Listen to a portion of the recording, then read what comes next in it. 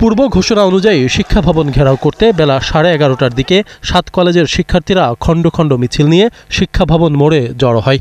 এ সময় police barricade দিয়ে তাদের আটকে দেয়। পরে সড়কের দুই পাশে অবস্থান নেয় শিক্ষার্থীরা। চলে আন্দোলন। তাদের একটাই দাবি, ঢাকা সেন্ট্রাল ইউনিভার্সিটির চূড়ান্ত অধ্যাদেশ জারি করতে হবে। রাষ্ট্র আমাদেরকে বারবার আশ্বাস দিচ্ছে তোমাদের পক্ষে আমরা আছি, তোমাদের পক্ষে আমরা আছি, কিন্তু রাষ্ট্র বারবার আমাদের সাথে তালবাহানা শুরু করছে। আমরা অধ্যাদেশ ছাড়া আমরা বাসায় ফিরে যাব না। আজকে যতক্ষণ না পর্যন্ত আমাদের অধ্যাদেশ দিবে ততক্ষণ পর্যন্ত আমরা এখানে অবস্থান করছি। তারা আমাদেরকে বিভিন্নভাবে ঘোরাচ্ছে, মানে আমাদেরকে এক ধরনের পুতুল করে রাখা হয়েছে।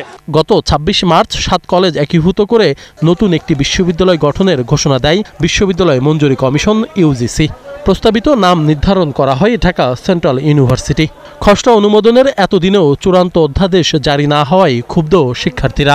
আজকে আমাদের 12 মাস হয়ে গেছে, এখনো পর্যন্ত বিশ্ববিদ্যালয়ের শেষ পর্যায়ে আমরা এখন আসতে পারিনি। আমরা দেখতে পাচ্ছি 7 কলেজের যে সকল শিক্ষা ক্যাডাররা আছে তারা সাধারণ শিক্ষার্থী অনার্স মাস্টারদের প্রতি একটা তাদের বিরূপের ধারণা পোষণ করছে।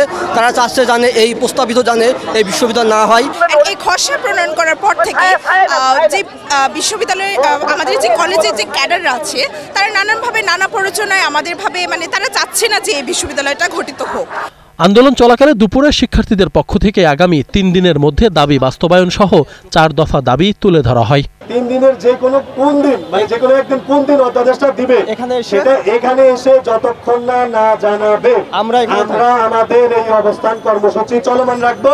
এদিকে বিকেলে দাবি নিয়ে আলোচনা করতে শিক্ষার্থীদের একটি প্রতিনিধি দল সচিবালয়ে যায়। সেখানে শিক্ষা উপদেষ্টার সাথে দীর্ঘ বৈঠক শেষে সন্ধ্যার পর আন্দোলন স্থগিতের ঘোষণা দেয় শিক্ষার্থীরা।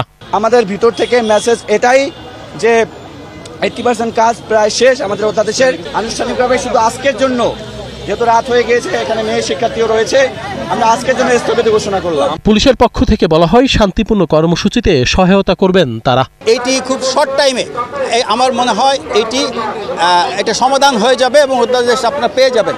কিন্তু প্রতিটা কাজের একটি প্রক্রিয়াগত বিষয় আছে, কিছুটা সময় লাগতে পারে প্রক্রিয়াগত কারণে। এটি শেষ পর্যায়ে আছে, আমার জানা মতে এটি শেষ পর্যায়ে আছে এবং আজকেও আমরা চাই যে আপনারা শান্তিপূর্ণভাবে অবস্থান করেন। আপনার দাবি দেওয়াটা আমরা কিন্তু অতীতেও দিয়েছি, অতীতেও সহযোগিতা করেছি। ঢাকা মেট্রোপলিটন পুলিশ অবশ্যই যে কোনো ইতিবাচক বিষয়ের সাথে আছে। ঢাকা সেন্ট্রাল ইউনিভার্সিটির অধ্যাদেশ জারিতে গড়িমসি করলে কঠোর আন্দোলনের হুঁশিয়ারিও দেন 7 কলেজের শিক্ষার্থীরা। আশিক মাহমুদ, 71, ঢাকা।